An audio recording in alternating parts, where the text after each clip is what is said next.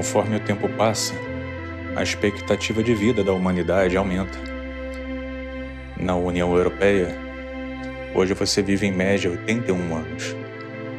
Na América do Norte, 79. No Brasil, 76. Menos se você for um transgênero. Porque a expectativa de vida de um transgênero no Brasil é de 35 anos.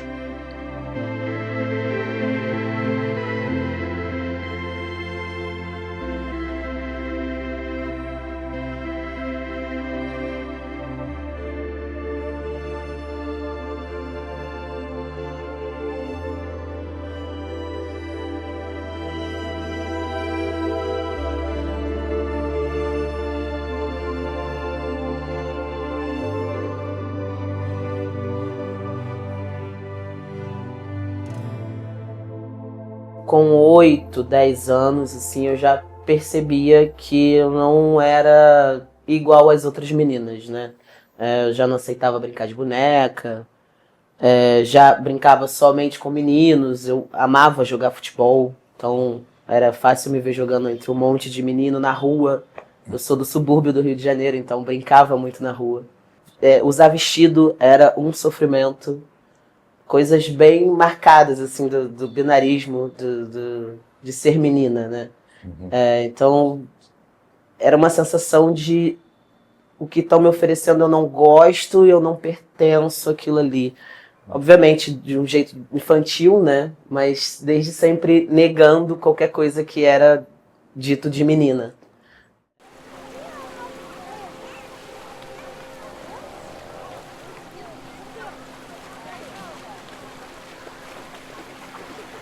Também não tive essa conversa, foi uma coisa muito orgânica que aconteceu. Ela foi vendo minhas redes sociais, minha família. Eu já morava sozinho, não morava nem no Brasil, eu morava em Buenos Aires, então foi muito de rede social mesmo. Foram vendo, eu cortando o cabelo, foram acompanhando de uma coisa mais estética de fora para dentro, né? E aí até que um dia eu fui e falei, não me chamo mais assim, meu nome é esse. Obviamente tiveram bastante dificuldade, até hoje ainda enfrento ali de vez em quando em festa de família, escutar o nome morto, mas sempre com muito cuidado. Eles me pedem desculpa imediatamente. Antes de eu me hormonizar, eu já tinha um porte masculino, né? Eu sou uma pessoa alta, cortei o cabelo curto, mas por mais que eu tivesse um peito, eu entrava no banheiro feminino e aí às vezes vinha um cara atrás de mim, ou eu entrava no banheiro masculino e aí vinha uma pessoa. Então eu passei por essas situações de banheiro, né? Principalmente depois quando eu comecei a me hormonizar, que ainda passava por situações de alguém se incomodar com o meu xixi. Que é algo realmente que é básico e direito de qualquer pessoa de fazer um xixi, né?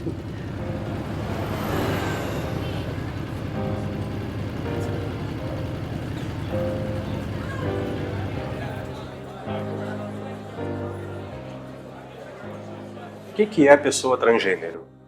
Para você entender o que é pessoa transgênero, a primeira coisa é você entender o que é pessoa cis. Começa daí. A pessoa cis é a pessoa que aceita o sexo designado ao nascimento. Então, sabe aquele sexo que o pediatra tira da barriga da mãe e fala, é menino, é menina? Então, a pessoa cis, ela aceita esse sexo que foi designado ao nascimento. A pessoa cis, ela não tem sofrimento, ela não tem disforia com a puberdade. Então, quando ela é criança, a mãe vai vesti-la com as roupas do sexo designado, menininha de cor-de-rosa, menininho de azul, vestidinho, calça comprida. Quando chega na puberdade, vai começar aumento de volume de mama, vai começar aumento de pelo, vai começar aumento de volume de pênis, e tudo bem. Ela tá ficando mocinha, mocinho, e ótimo. A pessoa trans é uma pessoa que não aceita o sexo que foi designado. Então, para ela, tudo já é um sofrimento, tudo já é uma disforia. Quando ela é criança, que a mãe quer colocar um vestido, e ela é um menino trans, ela não consegue botar vestido, aquilo para ela é um sofrimento. Se ela é uma menina trans e a mãe pega uma pessoa do sexo designado ao nascimento masculino e veste aquela pessoa com roupas masculinas, aquela criança que se vê como uma menina trans, que é uma menina trans, ela não consegue ficar vestida na roupa masculina. E aí, quando entra na puberdade, o sofrimento, a disforia piora muito. Porque aí o que acontece? Ela começa a sofrer com as características sexuais secundárias, que é o que a gente chama de características que vão aparecer na adolescência. Aí quando começa o volume mamário, ela pega uma fita e amarra em volta do tórax, amarra aquela mama, aquele peito, ela não quer. O pênis começa a crescer, ela começa a amarrar o pênis na calcinha para não aparecer aquele volume. E aí começa todo um sofrimento em cima de um corpo que ela não estava contando que fosse se tornar um corpo já com características sexuais muito fortes do sexo que ela não queria estar. Nem toda pessoa trans tem disforia. Nem toda pessoa trans tem um sofrimento atrelado à transgeneridade dela. E aí, como é que essa conversa com os pais da pessoa trans, como é que existe algum preparo psicológico, como é que você conversa com eles? Então, mudou muito a forma como as pessoas chegam no consultório hoje. Parece besteira, tá? Mas a pessoa que chegava aqui no meu consultório em 2017, 2018, não é a pessoa que chega em 2025. Não é. Os pais chegavam bem perdidos, os pais já chegam hoje com uma noção do que está acontecendo, já leram, já viram, já sabem o que é, já conversaram com mães que têm filhos trans. Então isso é a primeira coisa que assim, é gritante a mudança. E eu gosto sempre de conversar com os pais, principalmente para quem tem menos de 18 anos, porque no Brasil você pode fazer o tratamento a partir dos 16. Tá? Só que o que acontece? Dos 16 aos 18, os pais precisam estar de acordo, os pais precisam, de preferência, até presente na consulta. E eu sempre pergunto para os pais. E eu escuto muito assim, Rodrigo, doutor, eu sempre percebi que a minha filha ou que o meu filho era diferente. Mas eu achava que era uma menina lésbica ou um menino gay. E aí você vai vendo no decorrer da conversa, o pai vendo que a criança era diferente, o adolescente parecia ser um adolescente homossexual, e de repente ela começa a entender que, sim, a filha ou o filho dela não se encaixa no sexo que foi designado ao nascimento. Primeira coisa que tem que ficar bem clara, nem toda pessoa trans precisa passar por hormonização. Nem toda pessoa trans precisa passar por cirurgia. Então a pessoa pode, vamos chamar assim, uma pessoa XY, que teoricamente é a pessoa que foi designada homem ao nascimento. Tá? Uma pessoa XY pode se entender como uma mulher trans, pode se entender como uma pessoa não binária, e simplesmente ela não querer passar por hormonização. Ela pode só querer usar vestimentas do sexo que ela deseja. E tudo bem. Ela pode ter uma disforia e ela querer fazer uma cirurgia para a retirada do pênis. E só a cirurgia bastar. Ela pode não se incomodar com o pênis, querer o pênis para a vida sexual dela e querer uma hormonização para ficar com o corpo mais compatível com o corpo feminino. Hoje em dia, a pessoa pode simplesmente marcar uma consulta no endocrinologista e começar a hormonização, desde que ela e o endócrino tenham certeza de que ela é realmente uma pessoa trans e que ela está apta para receber os hormônios. Hoje em dia, não precisa mais um acompanhamento psiquiátrico e psicológico prévio. Não precisa, mas é recomendável. Por quê? Quando você faz a transição hormonal, que a gente chama de terapia hormonal cruzada, né? Você dá para a pessoa o hormônio do sexo oposto ao sexo de nascimento. Quando você faz isso, essa pessoa tem flutuações de humor. Então você imagina um cérebro de uma pessoa XY, que era uma pessoa acostumada com níveis altíssimos de testosterona, de repente em questão de 2, 3 meses o médico diminui a testosterona dela, aumenta o nível estrogênico, por mais que a pessoa esteja feliz com a mudança, tá? A pessoa tem mudanças comportamentais pela queda do hormonal. Então, é obrigatório ter um laudo psiquiátrico ou psicológico de que ela está para começar? Não, não é obrigatório. Mas ajuda muito e muitas vezes faz com que o tratamento seja muito mais leve.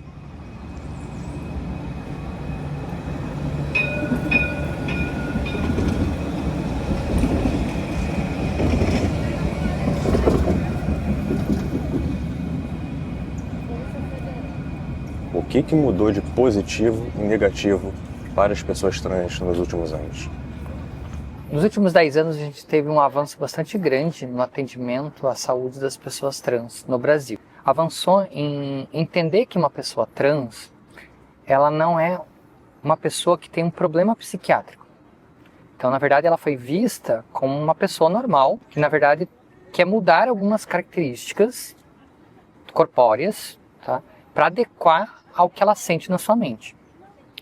Porque antigamente, lá 20, 25 anos atrás, por exemplo, você tinha que passar por uma avaliação ampla de endócrino, geneticista, psiquiatra, psicólogo, dermatologista, cardiologista, para dizer, através de vários laudos, que você era uma pessoa trans.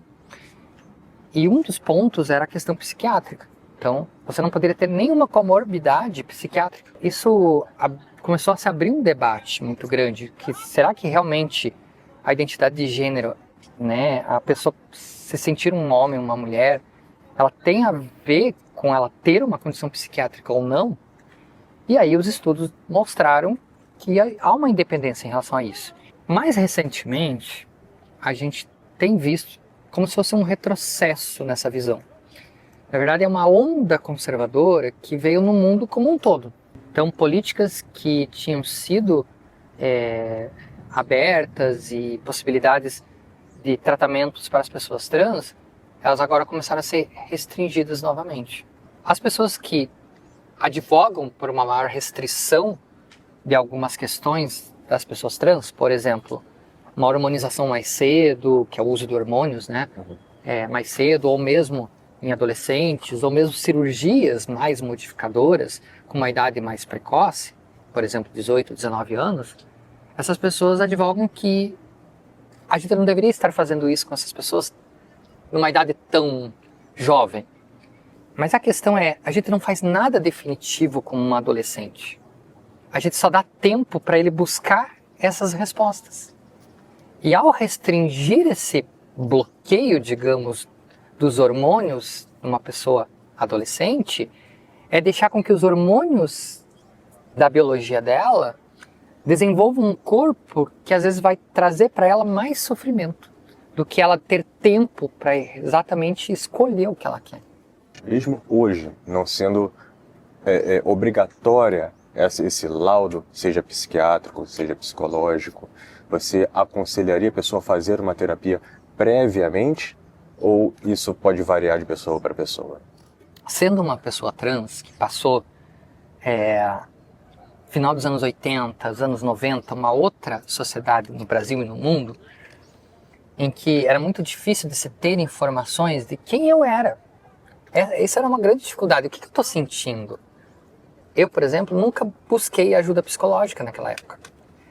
E aí essa questão de buscar ajuda psicológica, a gente tem que pensar o seguinte, tem pessoas que têm condições de buscar uma ajuda psicológica, tem pessoas que não têm condições.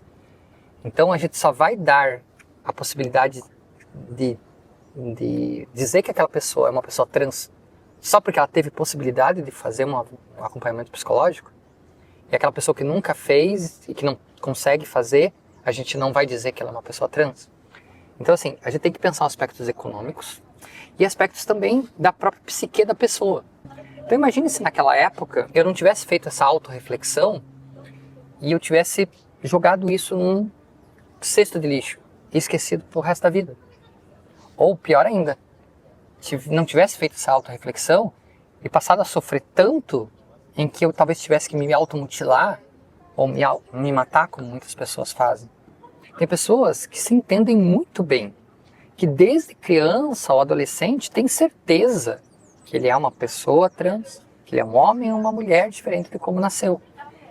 Tem tanta certeza que não sofre com isso. Esse é um grande ponto.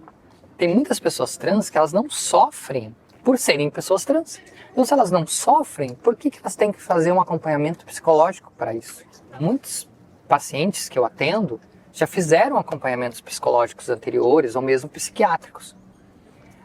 Algumas dessas pessoas nunca disseram para o seu psicólogo ou para o seu psiquiatra que eram pessoas trans ou que estavam em questões relacionadas a gênero, mas elas estavam sofrendo com depressão, ou ansiedade ou alguma outra questão.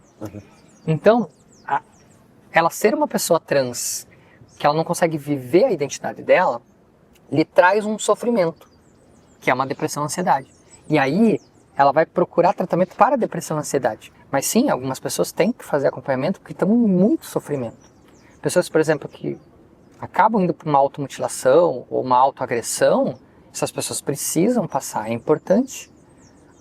E é claro que se essa pessoa leva para terapia as questões de gênero, é muito interessante, porque é um ambiente seguro para você poder discutir essas coisas. Claro, se o profissional for um profissional capaz.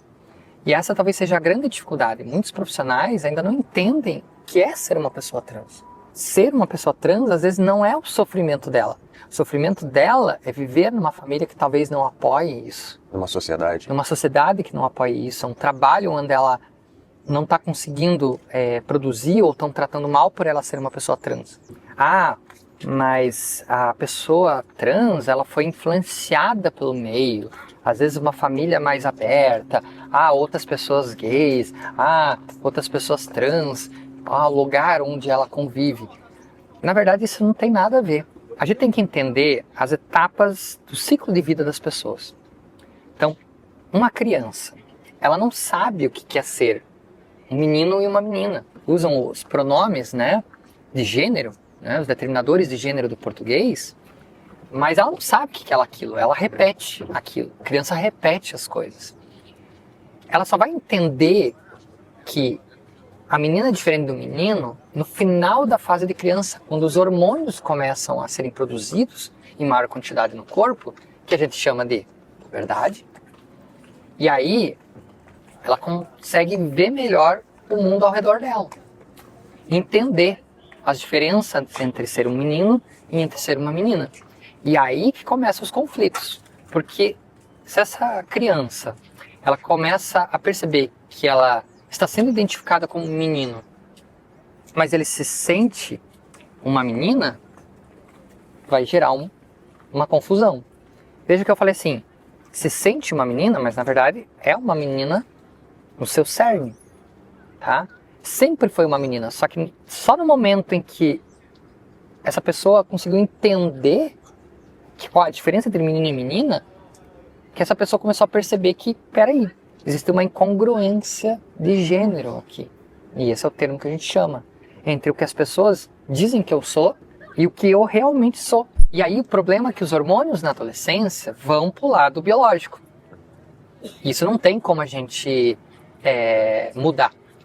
Porque a genética é cromossômica, é como se fosse um sexo cromossômico. XX ou XY. Claro, existem outros, X0, XXY, mas vamos lá, XX e XY. Então esse sexo cromossômico ele vai fazer transformações no corpo quando os hormônios sexuais foram produzidos. Então vai dar características mais masculinas para o sexo cromossômico XY ou características mais femininas para o sexo cromossômico XX. Então quando essas características sexuais elas começam a aparecer no corpo, gera mais sofrimento ainda. Porque antes era só uma marcação da sociedade dizendo você é um menino, mas eu sou uma menina. Só que agora é o meu corpo se modificando, começando a ter uma voz mais grossa, no caso do sexo cromossômico XY, começando a ter mais músculo, a ter um aumento, por exemplo, do pênis, e isso gerando um conflito do que eu agora sei o que é ser uma mulher, uma menina.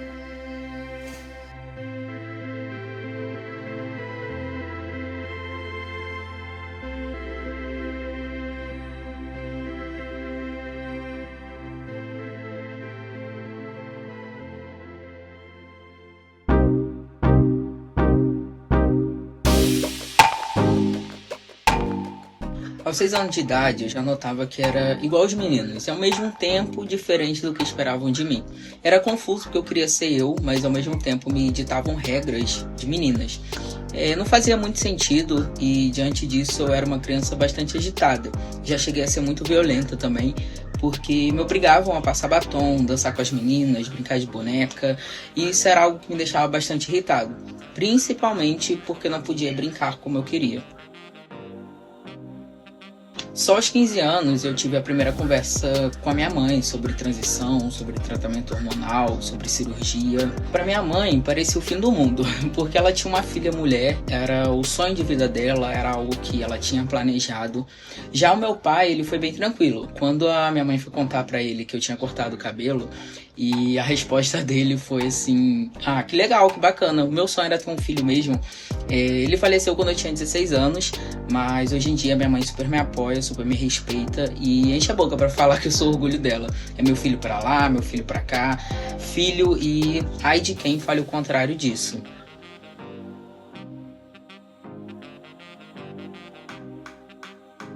Eu eu consegui fazer minha sonhada mastectomia pelo SUS. Minha hormonioterapia tem 6 anos. Sou uma pessoa passável diante da sociedade e orgulhosa de quem eu me tornei. Como conquistei meus sonhos, mesmo com tanta dificuldade. Evito falar sobre a transição com pessoas que eu não tenho muito vínculo, não por vergonha, mas por medo de ouvir ou passar por alguma situação constrangedora ou até mesmo de agressão. Eu sou muito acolhido e respeitado entre meus amigos e minha mãe. Isso enche meu coração de amor e me faz acreditar que sempre terá pessoas boas pelo caminho.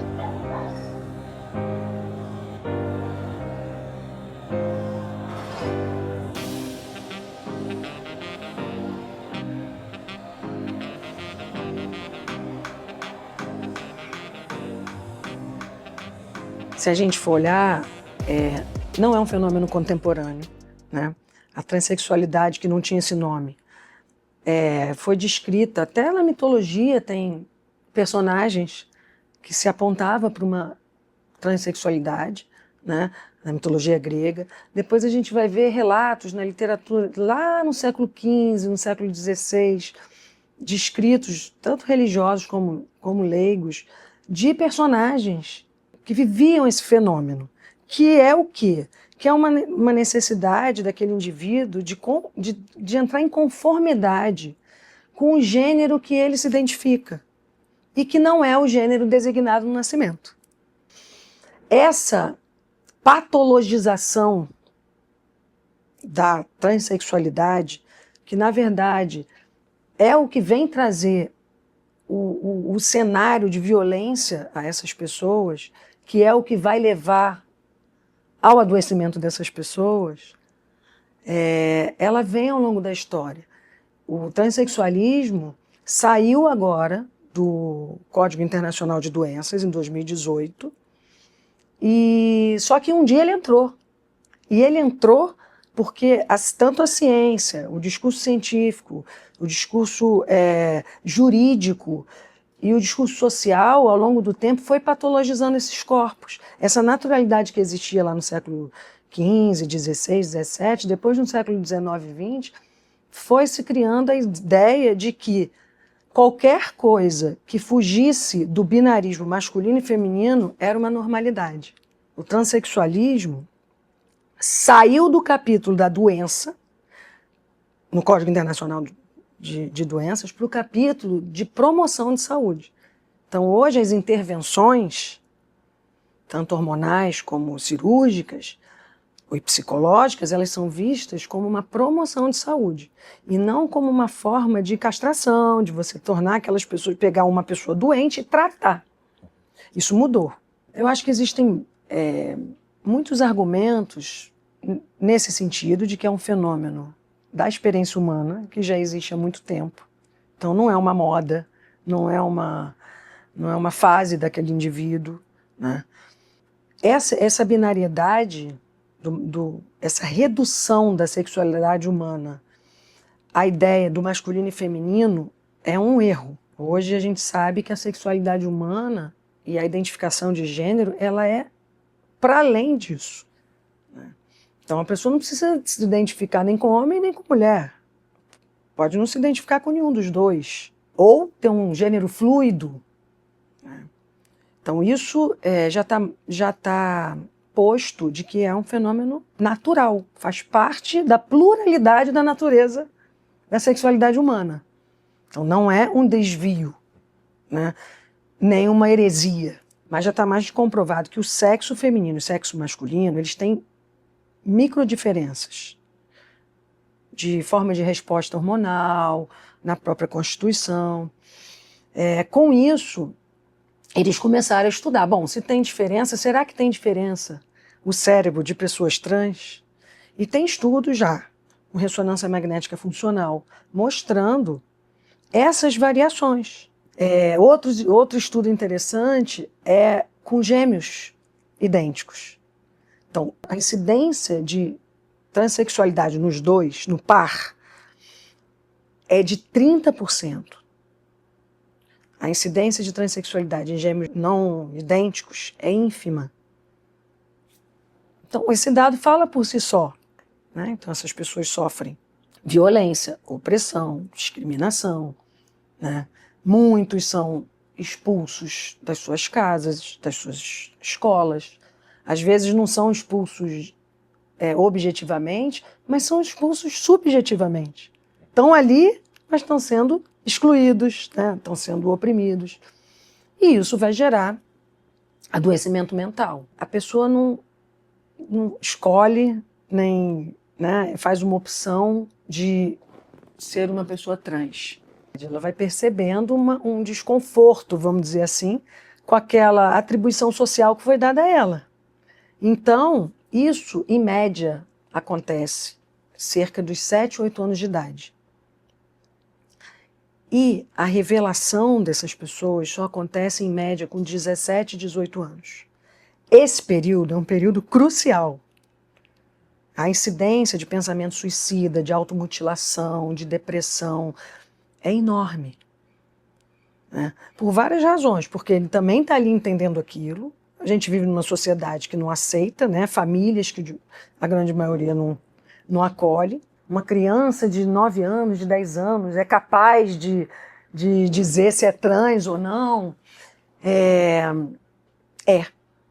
E aí os pais, percebendo que pode ser o caso de ter um filho trans, o primeiro passo para tentar, qual profissional que ele procura para tentar esclarecer isso logo no começo, para tentar conversar e aprofundar o assunto?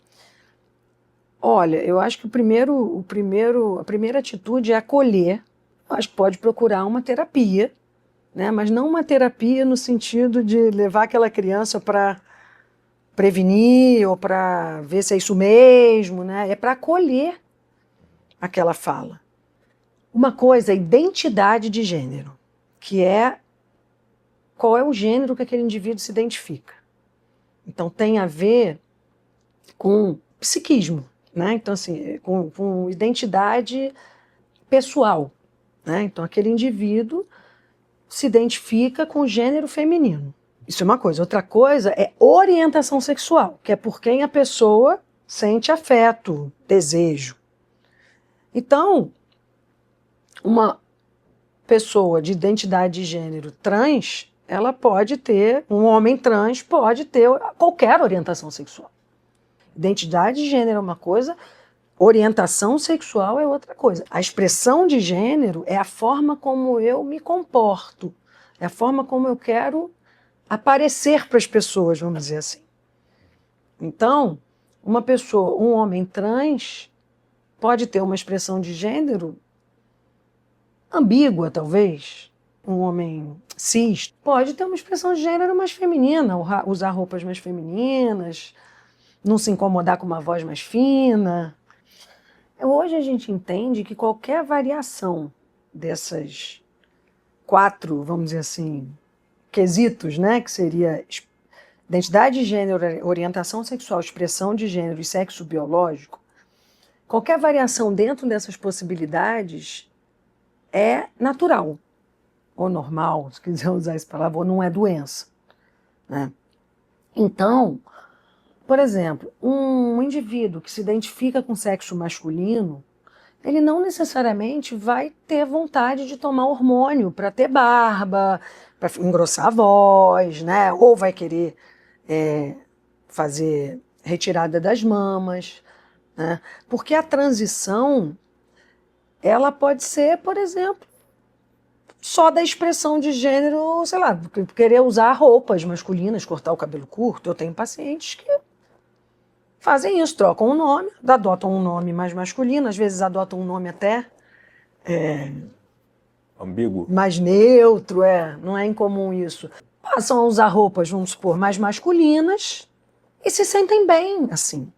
Não necessariamente têm vontade de tomar hormônio ou de fazer a cirurgia de transformação sexual, né?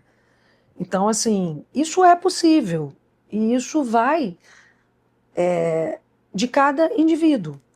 O que a gente aponta e avalia, e junto com eles e eles também, é o quanto que aquelas características geram tristeza, incômodo, né? Insatisfação. Então, se aquela mulher trans fez uma transição e tem a voz um pouco mais masculina, e aquilo não incomoda ela em nada, tudo bem. Se incomoda, ela pode fazer uma cirurgia para afinar a voz e tal, né?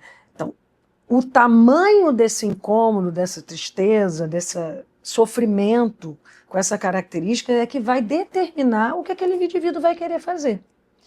O que a gente levanta, Rodrigo, é o seguinte: o tamanho desse sofrimento com algumas características, ele não tem a ver só com uma questão intrínseca. A disforia de gênero, ela é um fenômeno também atravessado pela questão social. Se a gente vivesse numa sociedade menos violenta, muito provavelmente as pessoas se incomodariam menos de ter uma passibilidade não tão boa, vamos dizer assim, né? Então é claro que uma mulher trans vai se preocupar o quanto que ela entra num banheiro ou o quanto que ela vai num lugar e passa por uma mulher com medo de violência, com medo de perder uma vaga no emprego, né? Então, com medo de ser expulso da escola, da faculdade, né? É interessante isso, porque senão parece que é um fenômeno só pessoal. Aquela pessoa se incomoda por uma questão dela. Não, a disforia hoje ela é entendida como um fenômeno, claro, pessoal, o quanto que aquilo incomoda aquele indivíduo, mas que isso é atravessado pela questão cultural, sem dúvida nenhuma. Isso as próprias pessoas transgênero colocam.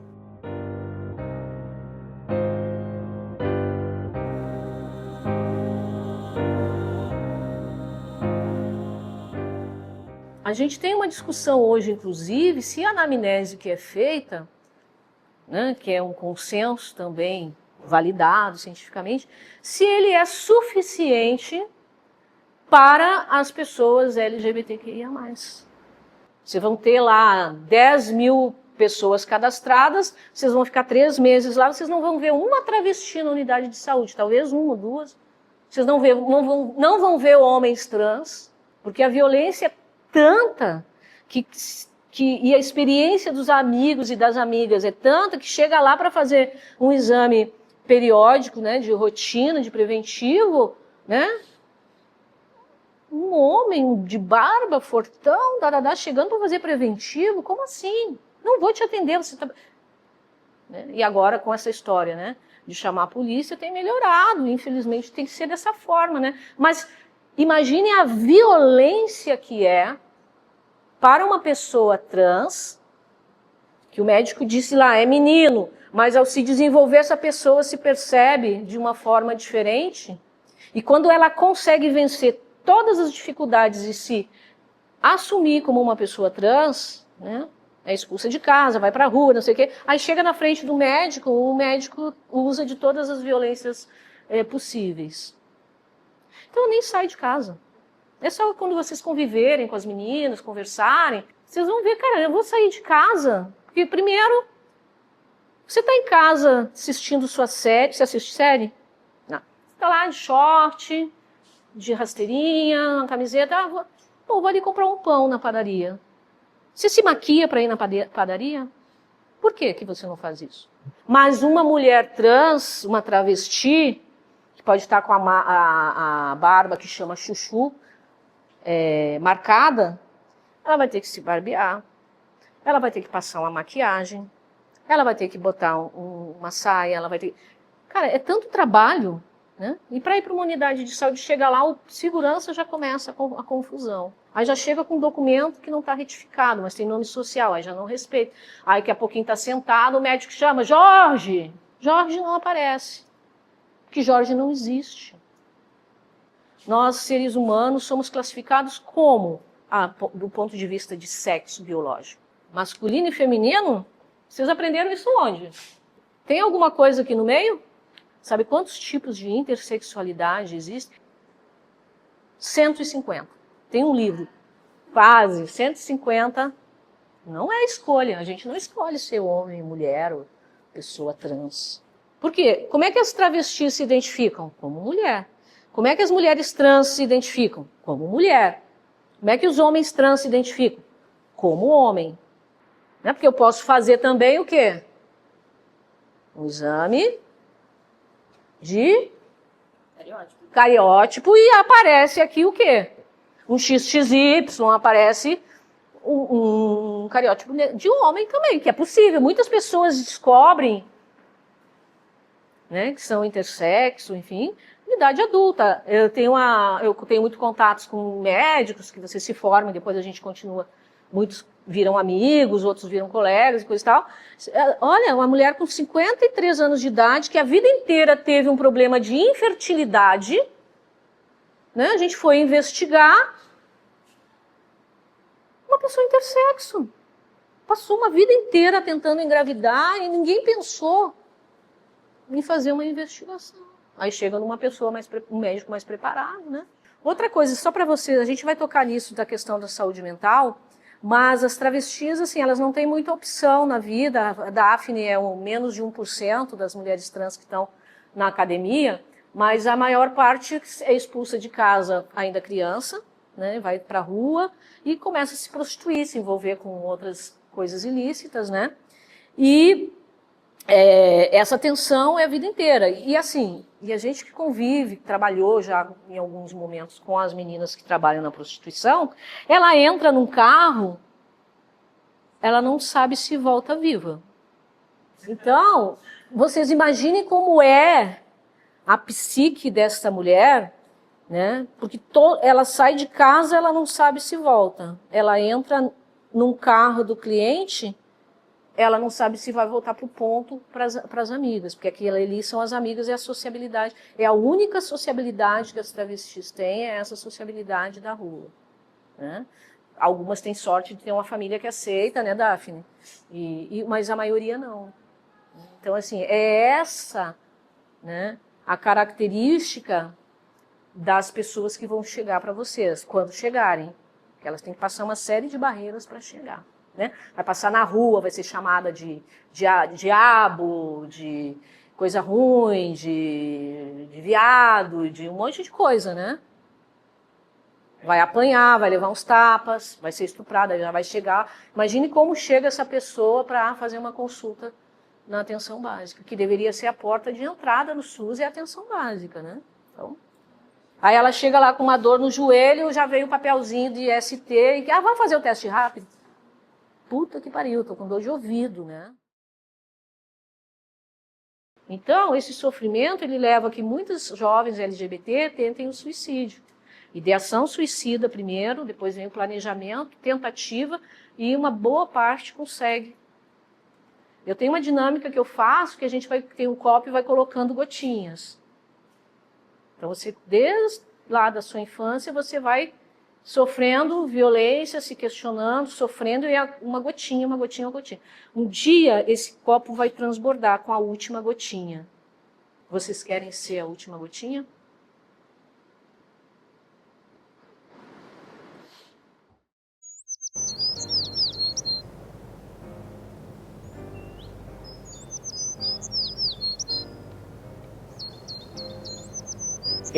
Hoje eu sou uma estudante da graduação de História na UF, quando muitas pessoas falavam assim, que você já está velha, faz uma faculdade privada, particular, e eu disse, não, eu vou passar por uma pública. O pessoal fala assim, é muito difícil, não sei o quê. Consegui, antes das cotas trans, eu consegui entrar.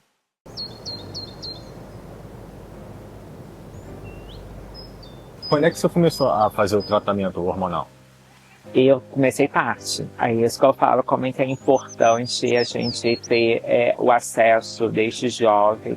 Com uns 23 anos comecei a tomar, 23, 24 anos comecei a tomar meus hormônios. Chegou um momento em que a disforia minha estava muito grande, que eu achava que eu só ia conseguir ser mulher se eu operar, se eu tivesse uma vagina.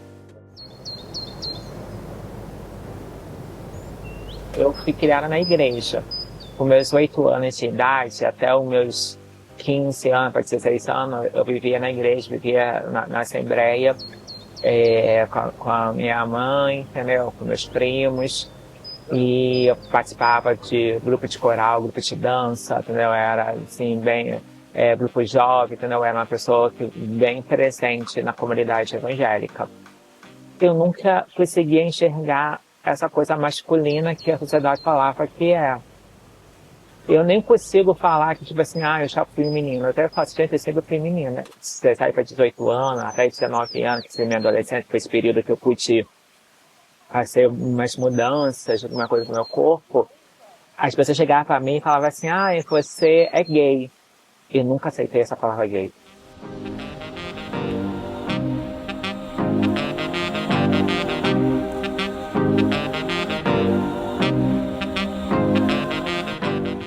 Desde 2008, é o país que mais assassina pessoas transgêneras em todo o globo terrestre, há mais de 17 anos. E até hoje nós não temos uma lei que puna essas condutas homofóbicas e transfóbicas. Muitos transgêneros, quando precisam de assistência da saúde pública, eles reclamam que até na entrada, na porta da unidade de saúde, o porteiro questiona o nome que ele julga verdadeiro de um transgênero. Como é que está a situação da legislação quanto ao nome social e como que a pessoa que passa por essa situação pode se proteger? Isso aí é uma conduta geralmente típica, porque muitas entidades promovem assim, vamos fazer um método que estabeleça algum direito, estabelece eles fazem um ambulatório para pessoas transgêneras, mas eles não fazem o segundo passo. Esse é o primeiro passo para a inclusão, né? Para a inclusão desse grupo minoritário, estigmatizado e vulnerabilizado no nosso país. O segundo passo é a capacitação do pessoal. Então, por exemplo, hoje existe uma corrida aí de faculdades, de universidades, tanto no nível graduação como no nível da extensão de pesquisa, de doutorado, de mestrado, para proporcionar cotas para pessoas trans. Detectaram, perceberam que pessoas trans não estão sentando nos bancos escolares, não estão se graduando. 95% da população trans está nas esquinas, se prostituindo. Então, vamos colocar então as pessoas trans para estudar, para ter uma graduação, um curso superior, para ter um mestrado, para ter um doutorado. Mas eles não dão o segundo passo. Qual é o segundo passo? Que é muito importante, que é tão importante quanto o sistema de cotas, que é tão importante quanto a inclusão inicial dessas pessoas. É a capacitação do pessoal. Ou seja, não adianta nada você propor cotas e não capacitar o seu pessoal em todos os níveis, desde os funcionários mais rasos, assim, até os diretores de determinada empresa, de determinada instituição ou entidade. Então, quando a pessoa se sente violada, ela deve procurar ajuda. O primeiro passo é a ouvidoria daquele órgão, daquela entidade onde ela sofreu essa violação. Segundo passo, buscar auxílio jurídico. E a pessoa tem o direito de gravar tudo. Se ela estiver com o telefone celular na mão, ela pode gravar tudo que está acontecendo. Pode gravar tudo. A gravação ambiental, ela é permitida. Esse aparelhinho aqui é muito importante para que a gente demonstre no Poder Judiciário que o nosso direito foi violado naquele momento, né? E a partir daí se gerar uma devida responsabilização, seja criminal, seja civil, seja administrativa, daquele agente que cometeu aquele ato. Falando um pouco da idade escolar, o bullying ele pode muitas vezes acabar numa tragédia. Pode. Como é que os pais de uma criança transgênero que esteja sofrendo bullying podem agir, seja contra a instituição escolar, seja ela pública ou privada? Como é que eles protegem essa criança, esse adolescente? Existe uma resolução do MEC, Ministério da Educação, que estabelece, por exemplo, o direito. É um dos direitos que a gente tem previstos em lei, né? Que a maioria não é. Prevendo que todo o sistema de educação, tanto público quanto privado, possa respeitar, ou seja, respeite o nome social daquela pessoa trans. Em caso de bullying, né, em relação a nome na chamada, em relação aos coleguinhas, os pais, obviamente, os responsáveis, têm que propor as medidas administrativas e judiciais cabíveis para cada caso, né? Mas assim, eu recomendo primeiro ir na escola, ir na direção da escola e tentar ali uma composição. Tentar junto à direção da escola uma composição no sentido de que respeitem o filho, o coratelado, ou a pessoa que está sob a responsabilidade daqueles pais. E tente essa medida. Caso não dê certo, a única outra alternativa que existe é o Poder Judiciário, não tem outro jeito. O problema todo, Rodrigo, é que não existem leis, né? Existe uma resolução aqui, existe uma resolução ali, existe um decreto federal mais um decreto federal para as entidades da administração pública federal direta, autárquica e fundacional para respeitar o nome social, por exemplo. Mas a maioria é entendimento do Poder Judiciário. Ou seja, a demanda tem que chegar, geralmente chega na Suprema Corte, anos e anos de tramitação para depois se estabelecer um direito. Essa rotina de violência vivenciada por essas pessoas nas escolas, o que ocorre? É exatamente isso, a evasão escolar, né? As pessoas saem dos bancos escolares. Uma simples chamada, um nome que é chamado de forma equivocada, promove esse tipo de reação, de consequência, né? A evasão escolar das pessoas LGBTQIAPN+. Quando você não ensina gênero nas escolas, você não ensina que os homens devem respeitar as mulheres nas suas vulnerabilidades, nas suas personalidades, você fomenta o quê? A agressão, o feminicídio futuro. Não estou falando só de LGBTs, não. As próprias mulheres são atingidas por isso. A população negra é atingida por isso. Qual é o problema disso? Você conviver com o diferente, com o diverso? Qual é o problema disso?